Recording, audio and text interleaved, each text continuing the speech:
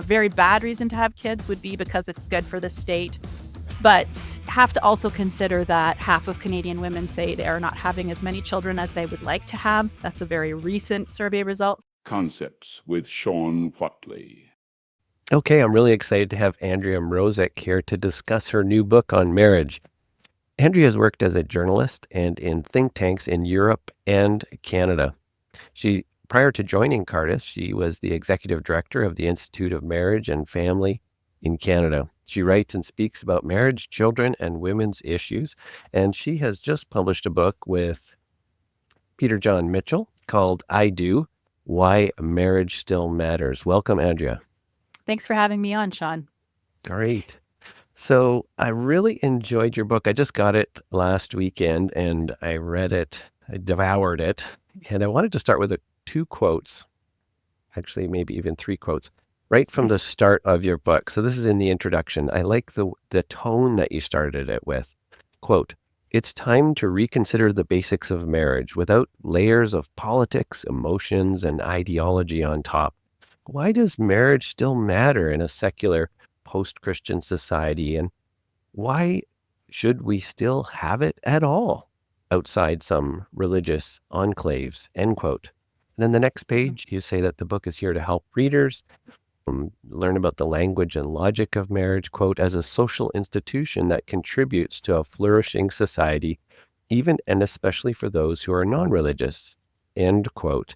And then finally, I want to jump to the end of the book, and then we're going to let you talk. Don't worry. So page 88, you talk about culture, law, and the role of the state, and you say this, quote, "Growing families are a benefit to the state. The state has an interest in stable families, particularly when children are involved. Safe, stable, and nurturing homes contribute to the development of a healthy citizenry. With declining fertility rates and aging populations, the social safety net will face significant strain in the future." End quote. Explain. Those all sound like things that I would say, and indeed I did. I think the starting point for the book really is to allow people to ask questions. The question mark in the title, I Do, Why Marriage Still Matters, is deliberate. And the reason why we wanted to take a reimagining or questioning posture to the issue of marriage is because in spite of working on marriage policy and thinking about marriage and reading about marriage, I always found it to be such a hot topic that you couldn't really talk about it. And when you can't talk about things, you can't think about things. That's one of the ways in which we can process information, is to have these kinds of conversations. And so we hope that the book has a light touch and an entry point into all the questions that you want to be asking about marriage, not your personal marriage, not how you or I are doing in our marriages, but really how it lends meaning and gives meaning and life to our communities. So that's the ethos of the book. I have the anecdote written up in the book that when I started working for the Institute of Marriage and Family Canada, I'll emphasize that the title of that think tank was Institute of Marriage and Family Canada. I actually said in the interview that I didn't want to tackle marriage, and indeed for a long time I didn't. I didn't want to talk about it. I didn't want to be a public spokeswoman for it.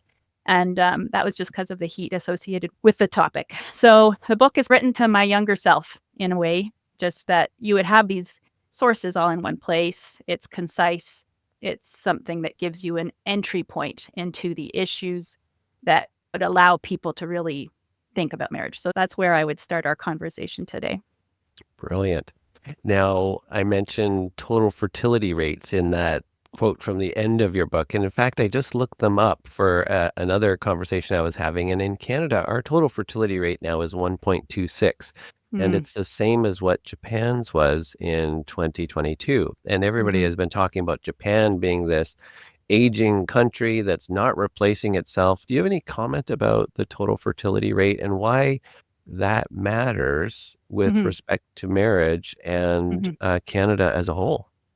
So the relationship between marriage and fertility is actually quite strong in the research. And perhaps unsurprisingly, when Cardis, my think tank, polled Canadian women as to why they would not have children that they said they wanted in the next 2 years, one of the really top reasons was inability to find a partner.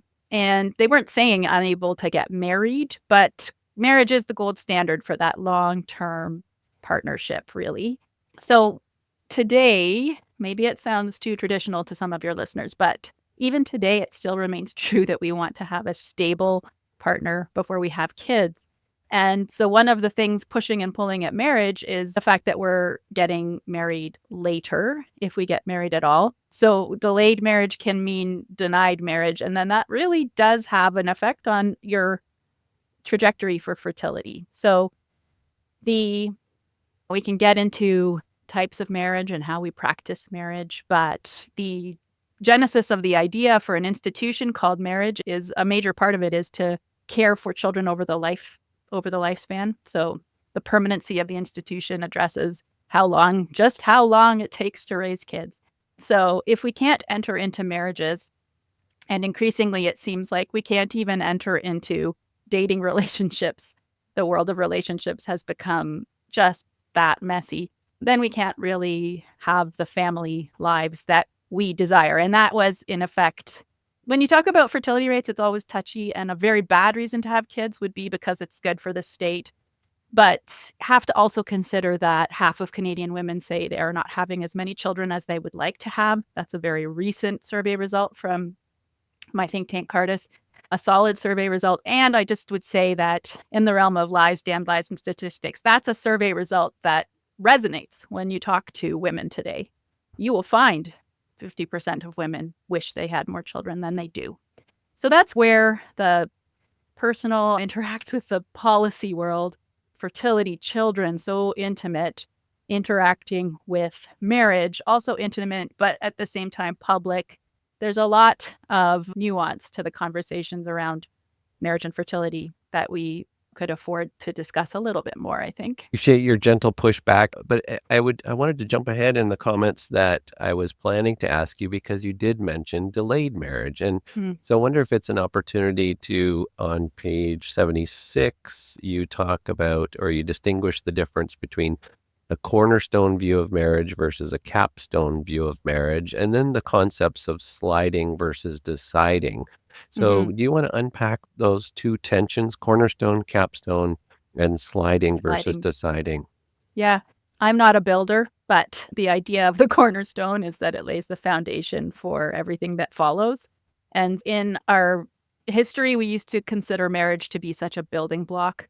And today, largely, we view marriage as a really nice thing, perhaps, but totally unnecessary. You don't really need it. And then it's something we do when we've accomplished everything else in our lives. So important to finish schooling, to establish yourself in career, certainly to pay back the costs of said schooling.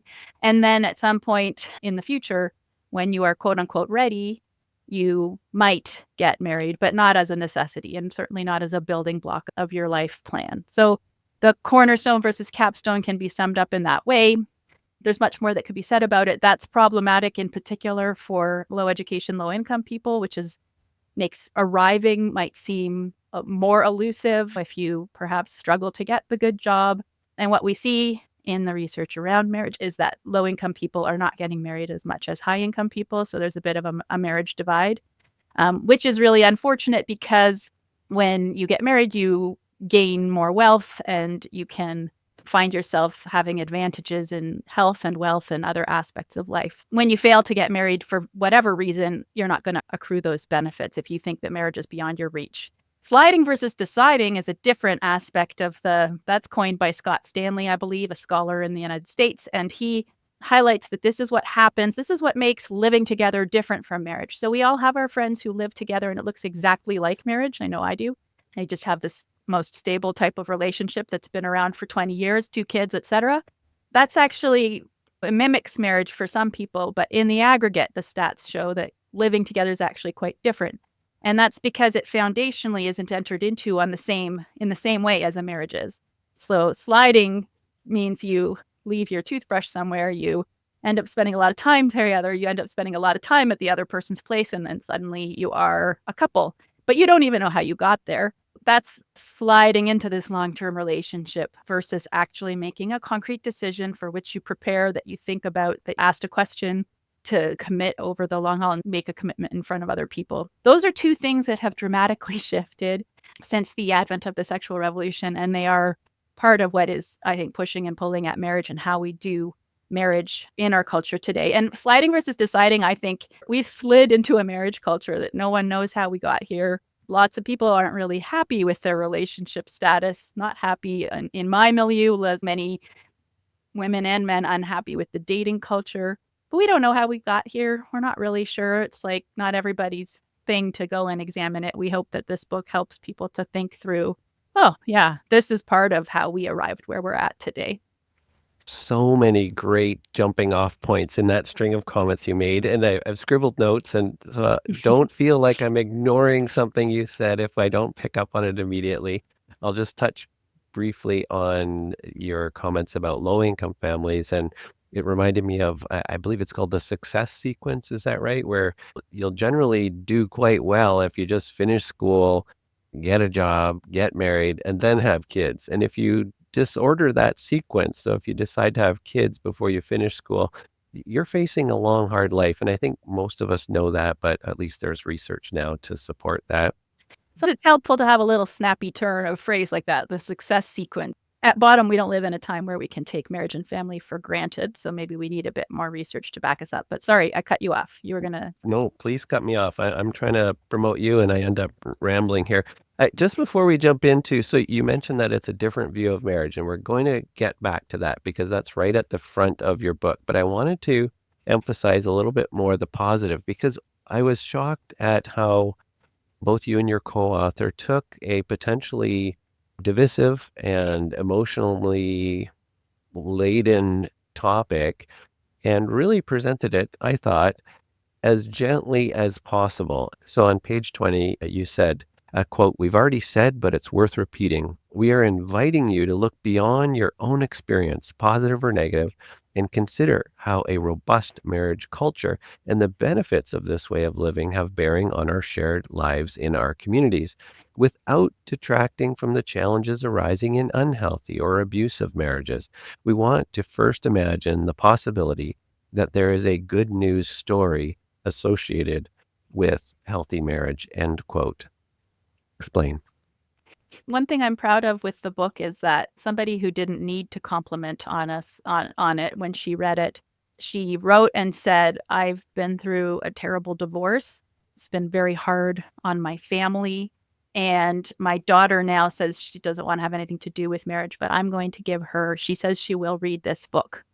And I felt like that was the kind of thing. That's why we wrote the book, because those personal pains are so evident and top of mind in one way or another. It's either our own marriage or it's our parents or something else. We really did want to have a soft entry point and a place where wounded people could gather and say, this has been my experience, but I'm going to step back and enter into the bigger picture. On that note, a lot of marriage advocacy, which this definitely is a bit syrupy, annoying in many regards. And you know what? I've been to my fair share of marriage conferences over the years.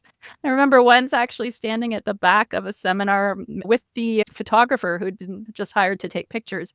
And I was single for like 2 decades going to these marriage conferences, and he was divorced. And we stood there with our backs against the wall, looking at the speaker, saying to each other, marriage can't possibly be that great. So there's that risk, I think. And a lot of people would look at this book and say it's just another cover up the bad aspects of marriage, advocacy for marriage. We hope it's something a little bit different. But yeah, now I'm going on. I hope I reflected on what you wanted, actually, Sean. Nope, that's perfect. So the beauty of podcast land is you can talk as long as you want. One person I was talking to a few weeks ago, the answer to their first question was 20 minutes. And I loved it. It was great. Clearly he had prepared for it, and you've prepared had a as lot well. to say. Yeah. I think ultimately, though, if I speak short on various issues, it's possibly because the book is providing an entry point and allowing people to take the resources to if you want to read a lot about the sexual revolution, you'll get the sources in the book. A lot about cohabitation, you'll get the sources in the book. But if you just want the overview and you want to understand where we're at in our current time, then you read this book and you can leave it at that. So it's intended to allow people to go deeper themselves into any particular area of interest. Yeah, you hit a sweet spot between offering enough meat to make it a substantive book, and it was a quick enough read and written so well that you could just really go through it quite quickly, at least I felt. So I want to jump back to the start of your book on page 8. and you talk about different viewpoints of marriage. And the reason I didn't start with this is because I thought, oh my gosh, you guys are you're courageous for jumping right in and attacking the soulmate view of marriage. So I'll just read a few quotes and then you fill in the gaps about you complete me, etc.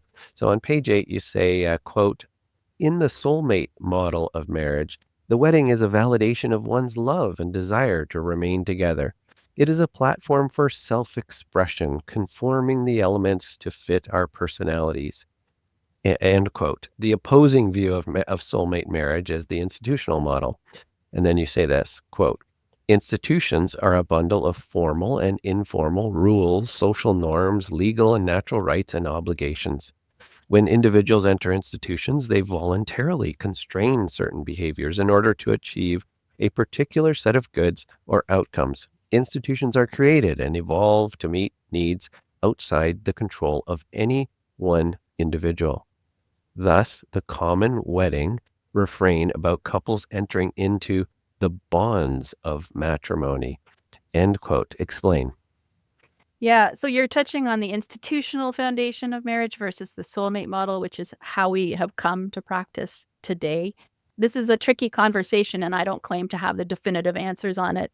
I get flummoxed or would like to continue to think about the institutional approach to marriage, which I very much advocate for, only because institutions do change, and they should.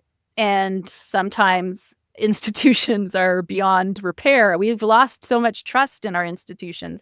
We have all kinds of surveys showing a loss of trust in institutions. And incidentally, when you look up that loss of trust on institutions, they never ask about how you trust marriage. I think that's how far gone the idea of marriage as an institution is, that it doesn't register with anyone to pull on it or survey. It'll usually be government, the media, church, religious establishments, these sorts of institutions. So really, the institutional view of marriage is what we view as the more robust view. We've lost many aspects of that over time through the sexual revolution, but it's long-term. It's not a short-term proposition. It's the cornerstone instead of the capstone. It is not a nice to have, but rather a necessity for a joint partnership over a long period of time. It's the third entity in a marriage. It's something that is, I think, viewing more of a big picture and a historical view rather than just the here and now. I guess we're showing our age a bit when we cite the Jerry Maguire movie, right? Like we both, my co-author and I are the same age. We both thought that was the best example of "you complete me" is the line from the movie spoken breathlessly. That's a soulmate model, but also that movie is very old.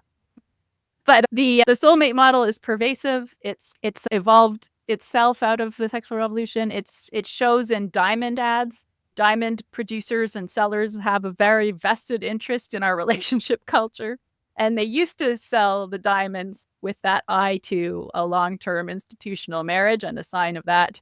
Now the ads for diamonds are all things like, they speak to the authenticity of the moment and I love you right now and maybe it won't be forever. These are the sorts of things that flash by in your diamond ads of today. I would simply say that it's exhausting to live the soulmate model. Puts a lot of pressure on people.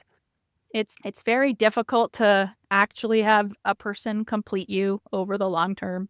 And yeah, that when the love is gone, then often so too is the marriage, hence the high divorce rates. Other institutions are not as present in our world to support marriage. Marriage does well when it is supported by other institutions, and the decline in religiosity is obviously a factor there. That said, we're so post-Christian, post-religious, or so we believe, like we don't even think we need those religious structures for support. Oftentimes, people who are not faithful are stuck, though, with religious sources to help them out.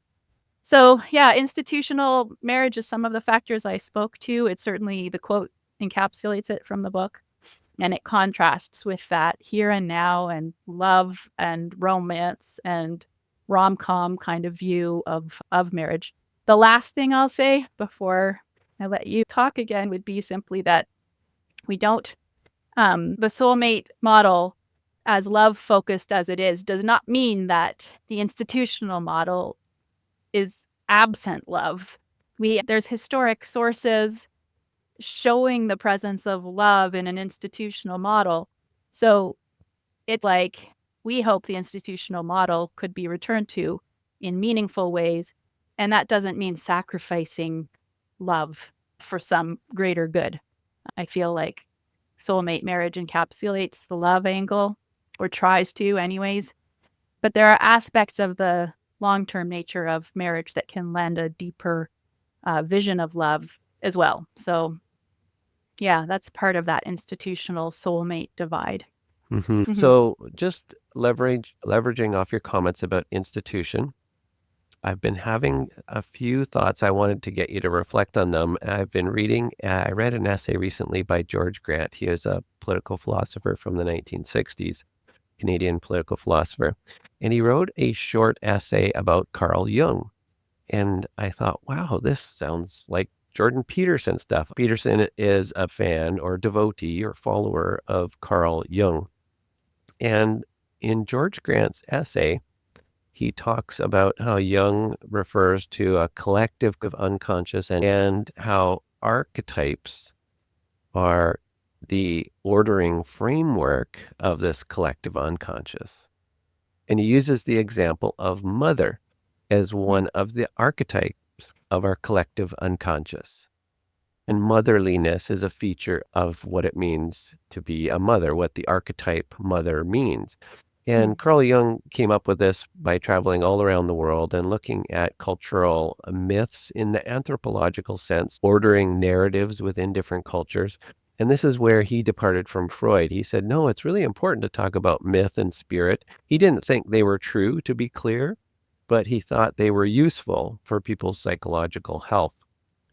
But the reason it made me think of your comments about institution is I think there's another layer of depth there with institution. There's a risk for me, and you picked it out right at the beginning of the podcast. You said, Sean, it's not just about having babies to build the state, right? There's a risk with an institutional framework that we could think of it in a utilitarian fashion. And just your comments you just made now, you said there's still love and we have to talk about that. And I think the Jungian concept of archetypes speaks to even a deeper reality or a deeper sense or a layer of meaning baked within the institutional model that speaks to inherent features of what it means to be human. We all know what mother means as an archetype in the same way that you know what villain means when you read a book or watch a movie, or hero or father. So I'm wondering if you think that's useful at all in your institutional framework, or maybe it's just, that's nice, but that's not what our book was about at all. I don't know if it's useful. It certainly is extremely interesting. I don't consider myself also to be any kind of Jung expert. I think some of the things you spoke of, though, do we today, these are questions I would ask myself and others, do we today have a shared understanding of marriage? When we say marriage, do we know what that is or what it means? I don't think people think about it enough to have a consensus on that.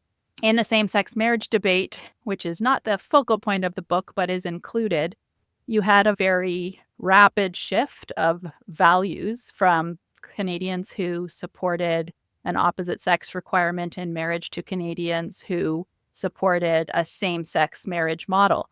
And the rapidity of that shift suggests to me that we didn't have a foundational understanding of what marriage is. And so without going too far into the same-sex marriage debates, which we don't want to relitigate and we don't expect others to do that through our book, but is one example of we could sit back at this point and ask a question about the opposite sex requirement and whether we view that as something important in our view of marriage or not.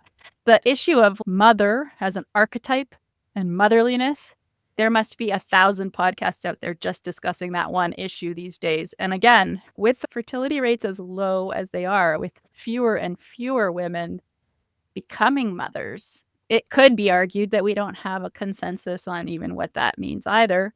And then, of course, there's the depth layered in, because I'm a huge fan of the concept of spiritual motherhood, which is to say you don't have kids of your own and you are just the same able to act in that posture of spiritual motherhood to others.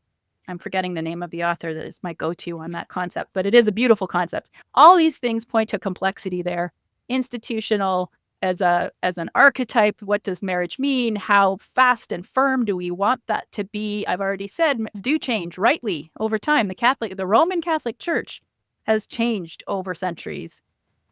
How much can marriage change and still be marriage? That's the question we're trying to ask, and we're trying to get other people to ask.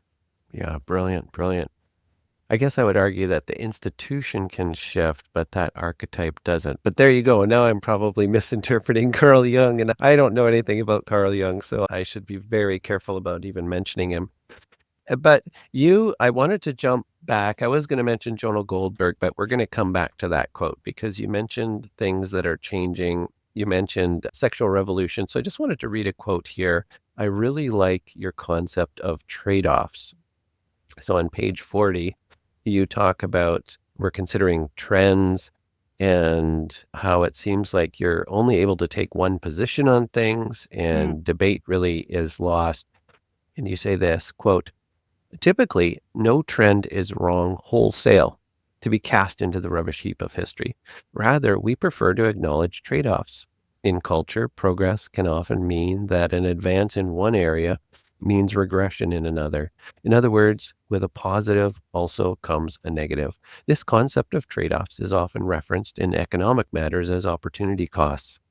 Very simply, if we sanction one form of marriage, it means we lose the opportunity to sanction something different. Marriage, in a sense, cannot be all things to all people.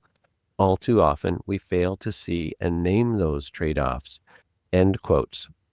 And then you talk about the sexual revolution, and on page 46, you talk about Louise Perry's book, The Case Against the Sexual Revolution.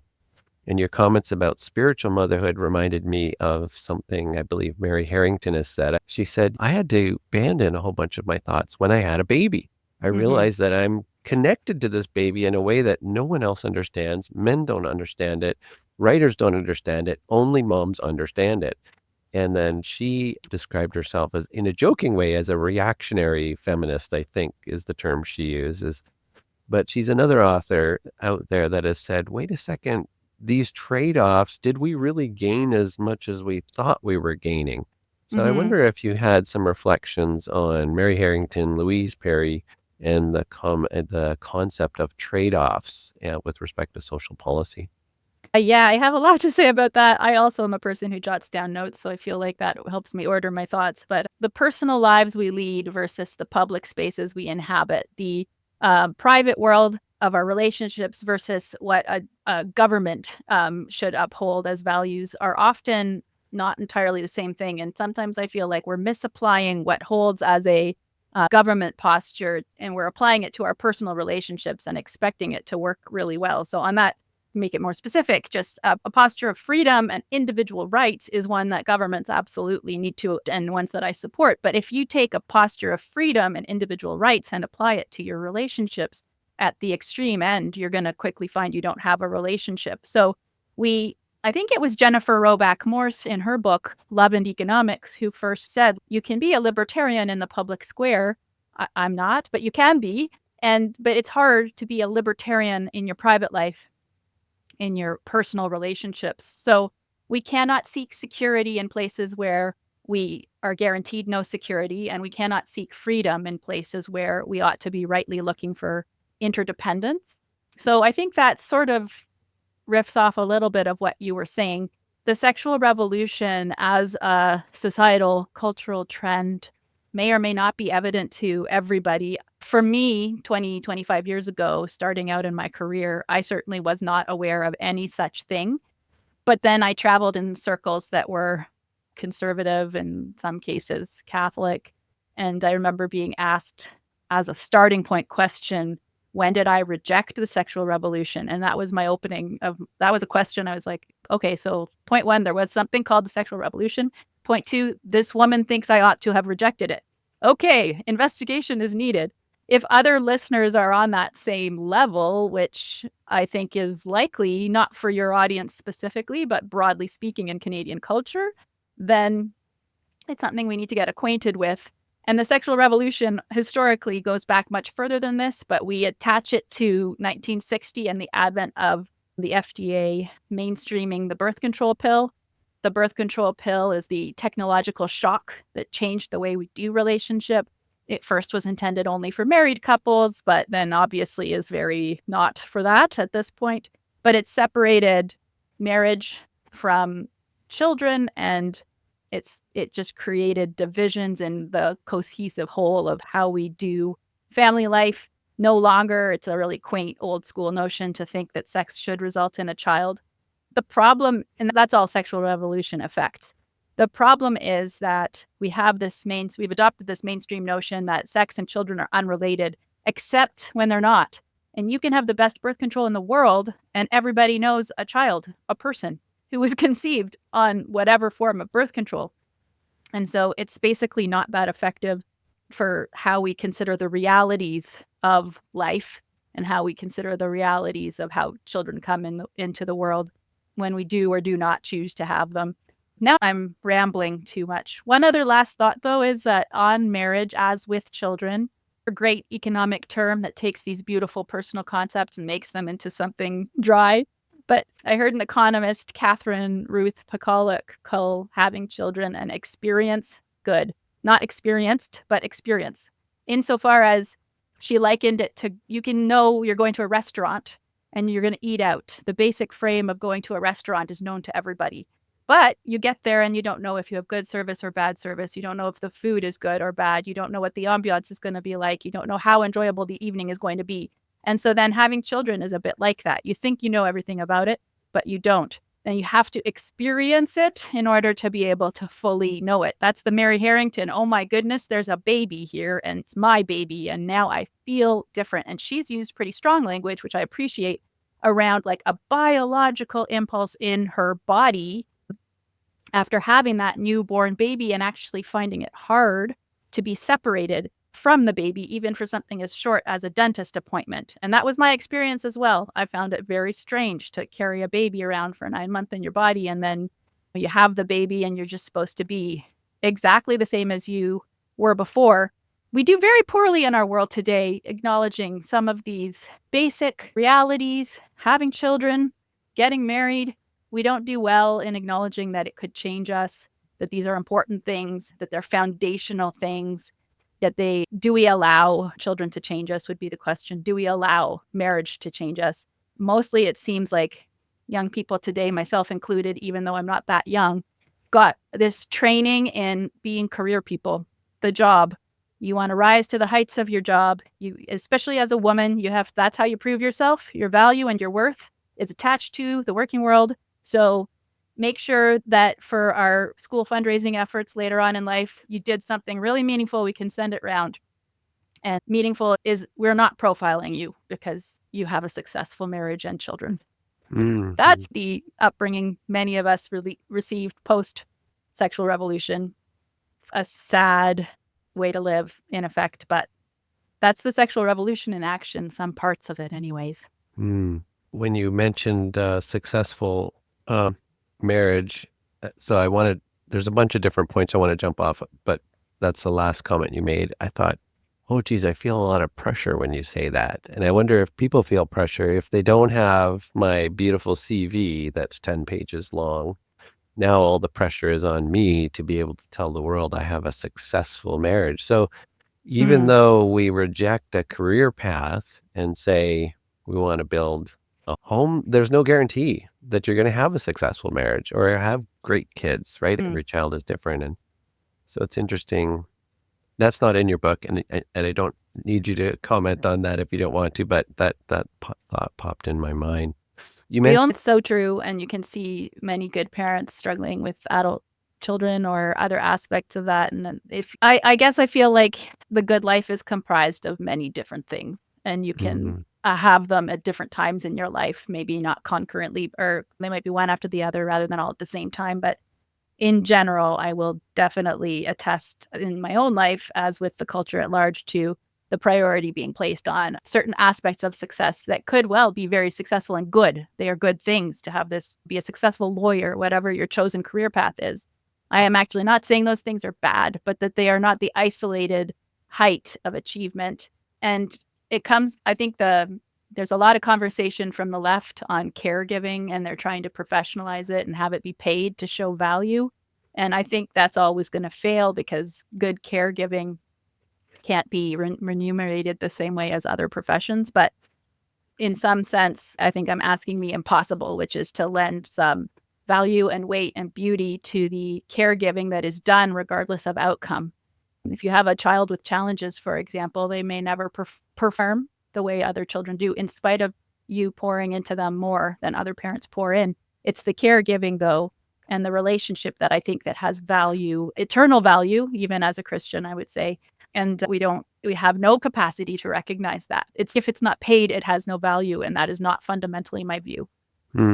We mentioned Jonah Goldberg, so I wanted to read that quote to you. So page 37, you were saying that acknowledging the marriage advantage does not condemn other family structures, nor prevent supportive policies for all families. So again, very open, welcoming. This is a concept. It's an aspirational vision you're offering. And then you offer this quote, in conveying this concept, author Jonah Goldberg equates the function of marriage in culture to the presence of trees in the ecosystem. Trees hold moisture. Their roots prevent soil erosion, and they convert carbon dioxide to oxygen. As clear-cutting in the rainforest has shown, removing trees changes the ecosystem, causing ecological changes extending beyond the immediate location. End quote. Your thoughts? Yeah, the ecosystem of relationships, et cetera, is, I think we are post-sexual revolution, we've clear cut where we needed to be more judicious in our choices around changes to the institution. I think something else, there's the Jonah Goldberg quote in the book. There's also one from Hillary Clinton, of all people, where she mentions, I'm not able to recount it just offhand, but the idea of it is that you can have other family forms, but you need a mass of, like a critical mass of stable, basically traditional families to make society work. You found it? Yeah, page 68, quote, as Hillary Clinton wrote in her 2006 book, It Takes a Village, every society requires a critical mass of families that fit the traditional ideal, both to meet the needs of most children and to serve as a model for other adults who are raising children in difficult settings, end quote. Yeah. So that's, I think, what we're in the process of doing very far down the road is to take what are valuable ways of living, but also a very slim minority, and making them mainstream. We have apparently no capacity in our day to point to something like a traditional marriage, say that's a better way for most people, while simultaneously allowing for the fact that not everybody's going to live that way. So I think public policy needs to reflect the societal norms we wish to see. And that's something we're not getting anymore as we constantly attempt to normalize and elevate the very latest faddish thing, whatever that may be. And I'll refrain from giving examples because they would immediately be controversial. Somebody's going to say, that's not a fad, that's biology, whatever. The point is, I think, and think what you will of Hillary Clinton, but politics have shifted so much since she was running for anything. It's like when you find somebody who's decidedly not conservative saying things that are actually true, it's worth citing them just to point to the idea that a progressive model, even just some short years ago, had a different vision of how we would do our lives, our shared lives together. We're just very bad, I think, at acknowledging difference and then investing in the type of family forms that will provide for the greatest health and wealth and better outcomes for the individuals involved. You can go to many income inequality sessions in our universities and on Parliament Hill today, and you will never for 1 second hear anyone reference that family structure actually matters for your wealth outcomes. And that kind of bugs me because I don't want to be bringing up family where it's irrelevant, and I don't want to be taking it outside of its place and saying it's the solution to every single problem that exists, but where it's self-evidently a possible solution, something we could talk about. And why can't we talk about it? I do a lot of work with, or I have done in the past, work with kids in the foster care system and children's aid societies, and they have a lot of different courses for young mothers and struggling mothers and those who have come out of terrible backgrounds themselves. And they are not teaching about marriage as anything stable or positive. It's like, why is that controversial? So I feel like marriage discussions are absent where they could be present. And then oddly, in cases, marriage is placed as some sort of, it's on the roster where it shouldn't be. Anyways. No, I love your approach of trying to quote people who fall at the other end of a political spectrum from you. I think that's brilliant. It's wise. That's why I like to read Marx. I think find something in Marx that I can use. It's very powerful. I wanted to, so you mentioned the positive benefits of marriage, and there's a whole section in your book on that. And really, we haven't touched on it at all. It would take a whole podcast in itself. But just in passing, you do provide tons of data on why it's good for children, why it's good for women, why it's good for men, why it's good for society. Like you said, it's really a resource list that you've given us to say, if you really want to know why it's good for kids, go there and learn more. But Mhm. the research case, the evidence-based case in support of marriage as a social institution is really overwhelming. There's no argument to be had if we just look at the quantifiable positive outcomes related to marriage as an institution. And so I just wanted to mention that in passing. Mhm. And I'll pause there in case you wanted to add something to that. Yeah, I actually think that's the most boring part of the book, but then a lot of people have remarked upon really enjoying it. And I think the reason why is because, unlike me, immersed in this stuff over 2 decades, they didn't have the why. There a lot of oftentimes it'll be people of faith who, broadly speaking, have an idea that marriage matters, and perhaps they've been taught that by their faith tradition, but they are very excited to learn that there's social science research that actually backs that up. So I think it gives people the why that is so necessary for enduring a patch that is bad in a marriage or persevering when the love Mm. appears to be lost. This other book came out just last year, I think, and I've enjoyed it so much that I've practically become the unpaid promotion for it. But How to Stay Married by Harrison Scott Key is his memoir of enduring a terrible marriage. And not everybody would do that. But I thought to myself, he had the why. He knew the why. He did not ever relinquish why marriage matters for his family. And so he was able to navigate through some aspects of what would have for other people definitively been marital breakdown. And nobody would have looked askance at that because it was a difficult situation. But anyways, that section apparently, I think, speaks to people. And I think that's why. And that's a perfect segue actually to we're closing in on the hour. And I wanted to start talking about what's a new message we could give and leveraging off that book, How to Stay Married.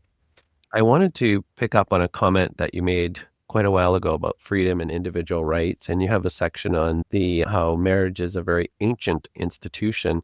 And I was fascinated to see that both Hobbes and Locke were pro marriage. And so we usually point to Hobbes as the person who really made explicit the ideas around political liberalism or philosophical liberalism, where because our lives in the natural state are nasty, poor, brutish, and short, and because we naturally want to kill each other, which I don't really resonate with. I don't usually want to just kill people when I see them.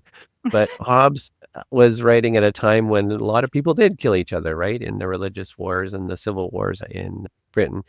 And he said, so we're going to forget about trying to pursue the ultimate good, the summum bonum, and we're going to support a massive state to enforce, to protect us from the summum malum, this fear of violent death. And people point to him as saying he's the start of this atomized individualism. And then John Locke was in there too, building on that. Your body is your own property. But to your point, both Hobbes and Locke have an awful lot to say about. So, for example, Locke says your body is actually your own, but your person is the property of your maker. And so they have all these references to things that would just not fit in modern society. And here's another example where these pillars of modern liberalism and modern individualism, but Mm. yet here again, we see that both Hobbes and Locke are more nuanced than maybe we're being led to believe. And Well, go ahead. yeah, a new book for a new day would be to unpack Enlightenment philosophers on marriage. I think that in some respects, I don't think they said a lot about marriage, certainly not from the perspective that we have in this book, because they need to. This is a time in which you could take marriage for granted in some respects. You didn't need to do massive advocacies for it. Nonetheless, they did say things about the common weal and the nature of marriage and support of children. And I think that's something in our libertarianism, whether it be from the left or the right, there isn't enough care and concern for the care of the vulnerable, which happens in the family. So we have to pay attention to that in some way, shape, or form, more than ever, with divorce rates being what they are. We haven't talked a lot about children and what they profit from being in a 2-parent married home, but they do. And then because we've taken that so much for granted, we in effect have a culture today that doesn't care for the rights of children, in spite of quite a lot of rhetoric moving in that direction. There's a lot of things we do that are contrary to what children would need, and they don't have a lobby group or an advocacy group. I think stable families are primarily the way in which we do care for kids. I don't think Hobbes and Locke would have ever viewed it any differently. They just, it was the air they were breathing and the water they drank, so to speak. But I could benefit from unpacking what is very interesting that you spoke to, this idea of individualism and atomization, and where did it come from, and did it start with them and go back? All trends go back quite a bit further, I've found, than we tend to think. Sexual revolution, it did not start in the 1960s. It went much further back. There's a movie called The Women, and it came out it was Meg Ryan, I think, again, showing my age. But I thought it was a very feminist take on life and relationships and women. And I thought it was based on a book from the 30s, a play. And I thought they must have distorted the play. I thought they must have put the modern feminist varnish on top of it. And so then I went and watched the 1930s version of it. And lo and behold, it was exactly the same. They had replicated it 100% accurately. So the feminist roots of underpinnings of relationships, human relationships, definitely precede the 60s. The sexual revolution roots go back hundreds of years. Yeah, no, excellent comment. And just to be clear, I'm not saying we should use Hobbes and Locke to say, see, they liked marriage, because people would then say, yeah, but they're like 200, 300 years old, and why should we listen? And I'm not taking that comment. I'm just saying that's what would get thrown back at you. So on page 85, you say this, quote, marriage is not happily ever after, but involves sacrifice and hardship alongside joy and companionship. We need to be realistic about the highs and lows and the commitment necessary to endure, end quote. Then a little further down the page, you say, quote, there's no perfect person and there are no perfect relationships. Allowing for this as a starting point means we can truly point to the adventure and not the romance of marriage, end quote. Then you talk about highs and lows and a Tolkien-style adventure. And you end the book with this, and then I'll get your reply. You talk about Chesterton's fence. And Chesterton famously said, if you're walking along and you find a fence across your path, you shouldn't just tear it down. You should try to find out why it's there first. And he said this, don't clear it away. Quote, go away and think. Then when you can come back and tell me that you do see the use for it, I may allow you to destroy it, end quote. Yeah. So a new message and Chesterton. What are your thoughts? So I love the philosophical discussion. I love thinking about what Enlightenment philosophers did or did not say, Chesterton, etc. They're all things I'm profoundly interested in, so I'm not saying we shouldn't discuss them. But the book is more practical. It is a bit more to say, I think we could, again, this would be the start of a different discussion, but I think the fence has been torn down. We didn't know what it was for, and we removed it.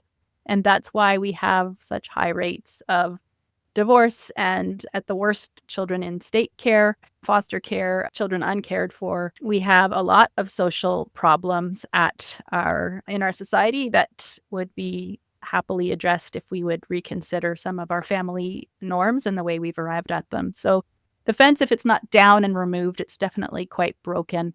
And we didn't ever ask what it was for. And we don't connect dots on family issues. And one way to help us to navigate these is to ask the questions anew. But also for our young people becoming adults, I have my nieces in mind. I have others, my co-authors' children in mind, right? They have to know that for longevity in relationship, that a marriage, it has to be on the roster of choices. And we've removed it. You know, Sean, side note, we struggled mightily, sex ed curriculum in Ontario years ago.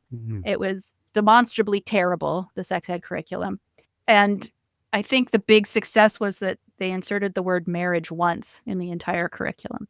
But that approach isn't going to work. That's castigating marriage to irrelevancy as well, if it's one word in a very lengthy sex ed curriculum. I think that does a disservice to our young people who are probably struggling with figuring out how their lives are going to go and whether they can have this long-term relationship, or in some cases, whether they want it. To understand it better is the starting point for at least to be able to talk about it and not feel like it's a topic that is so controversial that you can't even discuss it.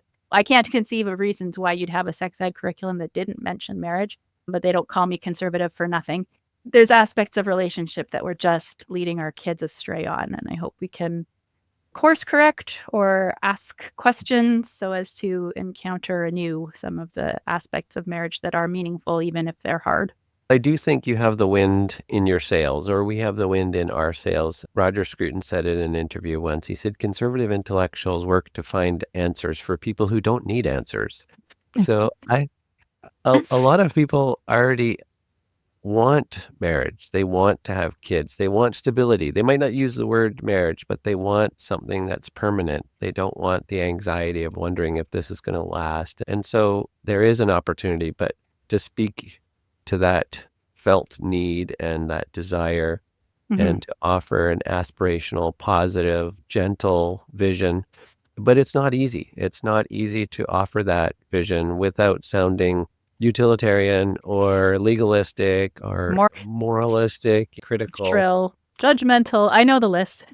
You're good at that. Wow. Yeah. You've heard that Just rolls before. off the tongue. Yeah.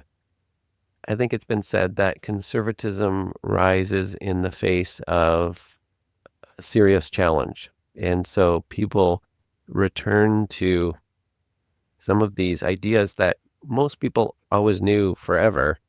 So I think we're in that wave right now in the last few years in North America, perhaps around the world as well, where people are looking again. There's an appetite to find out. And that's where I think your book really nails it. It's short, it's articulate, it's brilliant. But before we close, I wanted to ask you, is there something that I have failed to ask you about? I would only just add, I think you've spoken to it. You've mentioned these names: Louise Perry, Case Against the Sexual Revolution; Mary Harrington, Reactionary Feminist, or Feminism Against Progress. That's what her book is called. You have Brad Wilcox writing Get Married, and many others I'm missing, but I do think there's a resurgence in attempts to understand that whether it's personal and understanding relationships better, or whether it's on the policy level and government level. I think we are in a moment where there's a return to thinking about these important questions. And so I'm really glad to see that. It's heartening for me to see success for these authors who say, in Mary Harrington and Louise Perry's case, very brave and starting a trend in a way. To say things that now I can quote them and feel better about it. But that's how it goes, right? Maybe somebody else will quote me. Who knows? Andrea Mrozek thought this was okay. We have to be able to talk about these things. Talking engenders thinking. We have to be able to do so without agreement and have people come to dramatically different positions and still be given the opportunity to talk, basically, because otherwise we're not thinking and we have landed in a bit of a social mess, in my view. Probably the result of this unstudied pursuit of freedoms in family life that weren't meant to be applied there, Well, I think it's ego dystonic for Canadians to take a really strong position and know that you're going to provoke people. However, I think we are now in a time where we say, wow, okay, I guess I'm going to have to speak up, and I might get people saying that I'm not a nice person or that's very un-Canadian of me. And that's okay. At least I think it's okay. I hope it's okay. I hope I'm brave enough to do it. Yeah, I hope so for myself as well. Canadians culturally aren't, we aren't disposed that way. I always joke, and I have joked, Brad Wilcox's book, he's the American big name researcher on marriage. His book is Get Married, right? Very prescriptive, and ours is I do with a question mark, but maybe that's a cultural difference, and one book's going to speak to a certain type of person and the other book will speak to another kind of person. Both people our valuable audiences trying to wrestle with similar themes. Thank you for your work on this book, and to Peter John Mitchell as well. Thank you for your work at Cardis and your work over the years at your other think tanks. And thank you for your work, and thank you for taking on this somewhat controversial topic. Have a great day. You as well.